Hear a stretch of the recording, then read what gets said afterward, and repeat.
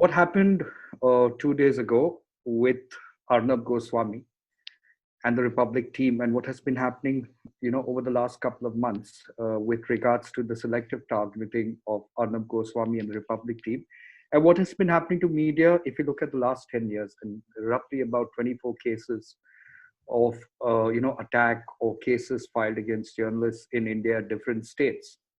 It's a clear indication that media personnel and journalists are not exactly free in India. So we talk about freedom, we talk about our rights, we talk about our duties as citizens and as media, and there are some fabulous journalists across the country who do very painstaking work. But some of them get targeted, some of them get killed when they take on large mafias, whether it's the mining mafia, whether it's the drug mafia, whether it's the terror mafia. And there is no system that exists in the country that really becomes a voice for them.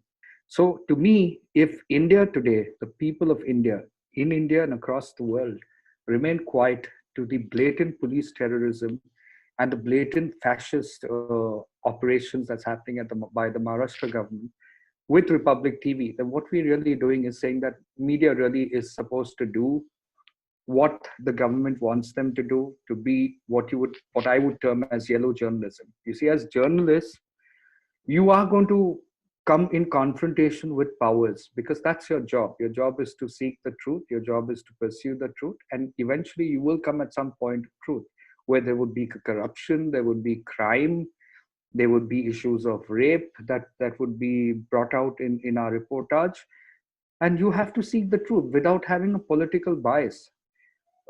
Unfortunately, because of political powers, because of corporate powers, media tends to get muzzled.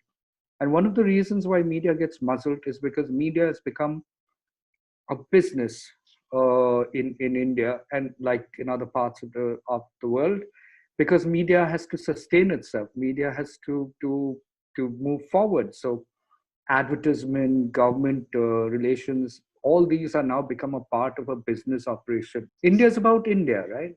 So whether you believe in an ideology of a political party or you get support of a corporate, what really matters is the people, because as media you really represent the people. And if you don't represent the people with the truth, then they are not making an informed decision. And if they don't make an informed decision, and situation in the country, whether it's economics, whether it's social, whether it's political, really doesn't work in favor for the country, then more than the people, more than the government, or more than the authorities responsible for the situation in India, it's the people of India who are responsible. And with media being the fourth pillar, I think media needs to be protected as much as you protect an MLA or an MP of a country, because they really are the voice of the people of India. They are really seeking the truth. Now, there is no need for media to put their lives in danger, but they do it because they choose that profession to bring the people of India the truth to make an informed decision.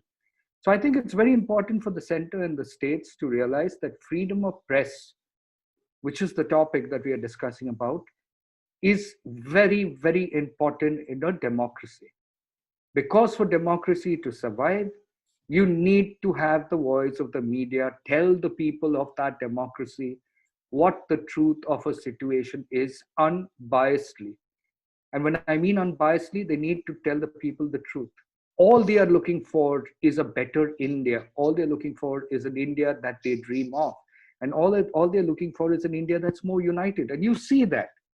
Today you're seeing fascism in Maharashtra, but if you go back to times like when there was the Mumbai flood or the bomb blast that I've experienced as far as Mumbai is concerned, you would see it's that these people in Maharashtra, Mumbai, the people of India, who actually worked together to get out of a situation. So people at a base grassroots level in India are actually a united lot of people. They don't care about religion or caste. There are certain quarters that do, but in general, and a larger consciousness of India is about a united way of looking at it. So I think press is responsible for bringing about the truth and bringing about that unity of the people of India, and they do a very good job of it.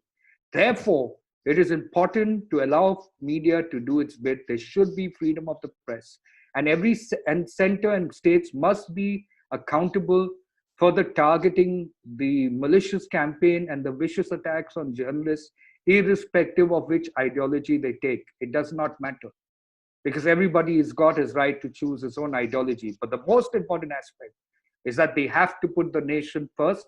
They have to put the people of India first. That's really what I wanted to say. Thank you so much.